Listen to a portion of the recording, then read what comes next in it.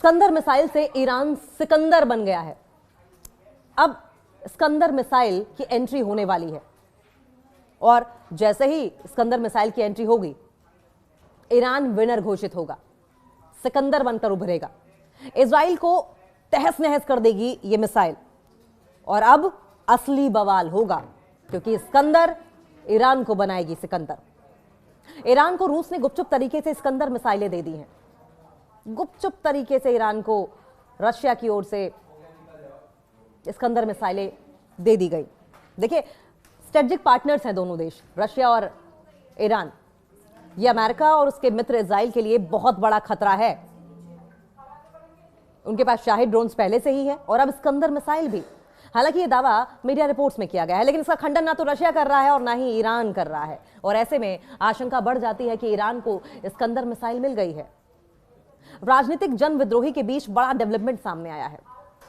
जिस तरीके से ये पॉलिटिकल वॉरफेयर छिड़ा हुआ है और एक दूसरे पर पॉलिटिकल स्टेटमेंट्स दिए जा रहे हैं, बयानबाजी की जा रही है, ऐसे में ये बड़ा डेवलपमेंट माना जा रहा है। अमेरिका इजराइल थ्रेड को किल करने के लिए, आप समझें इस बात को, ये बहुत इंपॉर्टेंट है। अमेरिका इजरायली थ्रेड को किल करने के लिए रशिया ने ईरान को स्कंदर मिसाइल दी है और ऐसा दावा किया जा रहा है कि ईरानी मीडिया ने दावा किया है कि ऐसा हो चुका है। रिपोर्ट्स के मुताबिक रशिया ने ईरान को अपनी स्कंदर शॉर्ट रेंज बैलिस्टिक मिसाइलें दी हैं और ये जो सिस्टम है वो भी सौंपा है ईरान को। और ये मिसाइल ट्रेडिशनल, पारंपरिक और न्यूक्लियर, परमाणु दोनों तरह के वॉरहेड्स ले जाने में सक्षम है। खास बात यह है कि इसे एयर डिफेंस को चकमा देने वाली घातक मिसाइल माना जाता है। एयर डिफेंस को चकमा देने वाली। यह लंबे समय तक रशिया के सुपर 6 हथियारों में शामिल रही है। IRGC से जुड़े तस्नीम न्यूज एजेंसी ने 9 जून को दावा किया था और कहा था कि यह ट्रस्टवर्दी सोर्सेज से उन्हें पता चला है, उनके भरोसेमंद सूत्रों से पता चला है कि रशिया की स्कंदर मिसाइल ईरान पहुंच चुकी है। और ये जून में ही हो गया था, यानी कि जो जंग उस वक्त छिड़ी थी, उस वक्त भी ईरान के पास ये ऑप्शन था कि स्कंदर मिसाइल से वो अटैक कर देता। लेकिन अब की बार अगर स्कंदर मिसाइल से अटैक किया जाता है तो इजराइल इस अटैक को बचा नहीं पाएगा, रोक नहीं पाएगा। एजेंसी का दावा अगर सच है तो यह 2023 में ईरान पर लगे संयुक्त राष्ट्र बैलिस्टिक मिसाइल सैंक्शन हटने के बाद वेस्टर्न एशिया में सबसे बड़ा मिसाइल तकनीकी बदलाव होगा। इससे क्षेत्रीय सुरक्षा संतुलन, युद्ध बढ़ने के जोखिम, इजराइल अमेरिका की मिसाइल डिफेंस प्रणालियों पर गहरा असर पड़ेगा। IRGC की ओर से बड़ा संकेत भी दिया गया है।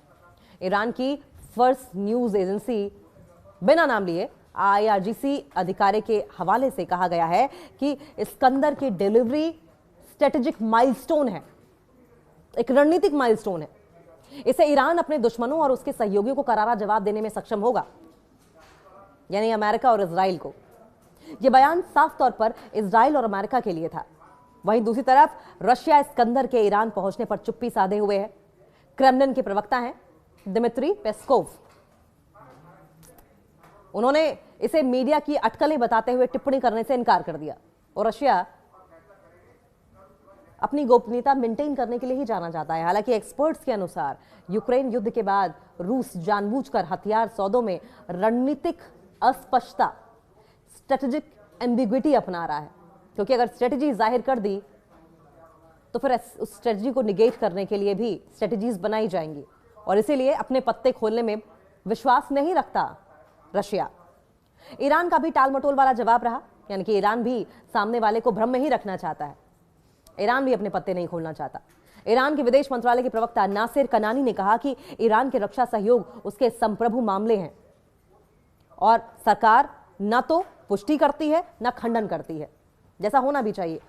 आमतौर पर ईरान गलत खबरों को तुरंत नकार देता है और इसलिए यह चुप्पी संदेह को और ज्यादा बढ़ा रही है। ऐसे में एक्सपर्ट्स का यह मानना है कि ईरान को स्कंदर मिसाइल मिल चुकी है। स्कंदर क्यों खतरनाक मानी जाती है? Iskander 9K720 SS-26 stone Russia की सबसे लेटेस्ट, मॉडर्न, एडवांस्ड, आधुनिक शॉर्ट रेंज बैलिस्टिक मिसाइलों में से एक है। यह 500 किलोमीटर की दूरी तक हमला करने में कैपेबल है। इसका वॉरहेड 480 से 700 किलोग्राम का हो सकता है, यानी कि 480 से 700 किलोग्राम का विस्फोटक ले जा सकता है एक बार में। एक जगह पे दागेगा तो सोचे तबाही कितनी बड़ी होगी। इसके अलावा ये 6 से 7 मैक की स्पीड में हमला भी करती है। ये बेहद सटीक हमला करती है, यानी कि टारगेट को पॉइंट किया और उसके बाद हिट।